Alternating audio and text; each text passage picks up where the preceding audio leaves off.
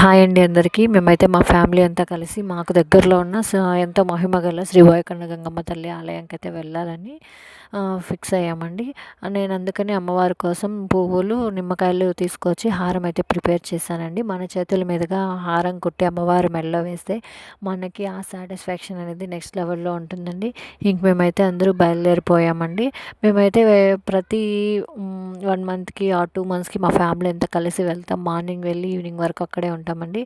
నేనైతే ఈసారి మెట్లు నడుచుకుంటూ ఎక్కి వస్తాననైతే మొక్కున్నాను. అందుకు నేను, మా నేహ, మా చెల్లెలు మేము ముగ్గురు కలిసి మెట్లెక్కుకుంటూ వెళ్ళాము. ఇంకా మా ఫ్యామిలీ అంతా అయితే బైక్‌లోనే పైకొచ్చేసారండి. అమ్మవారి పైన చాలా నమ్మకంతో ప్రతి మంగళవారం, ఆదివారం అయితే ఫుల్లు జనాలొస్తారు. కర్ణాటక, తమిళనాడు నుండి అయితే ఫుల్లు క్రౌడ్ అంటే ఫుల్లు జనాలైతే వస్తూనే ఉంటారండి. అమ్మవారి మీద చాలా నమ్మకం పెట్టుకొని వస్తారు అందరూ. అమ్మవారిని పువ్వు కూడా వరం అడుగుతారు. అమ్మవారికి కుడివైపు గన పువ్వు పడితే మన కోరిక నెరవేరుతుందని, ఎడమ వైపు పువ్వు పడితే నెరవేరదని, అండ్ ముందు భాగంలో గన పువ్వు పడితే కొంచెం స్లోగా మన కోరిక అనేది నెరవేరుతుందని నమ్ముతారండి. నిజంగా మీరు కూడా ఒకసారి వచ్చి నమ్మకంతో అమ్మవారిని దర్శించుకోండి. చాలా మహిమగల అమ్మవారండి.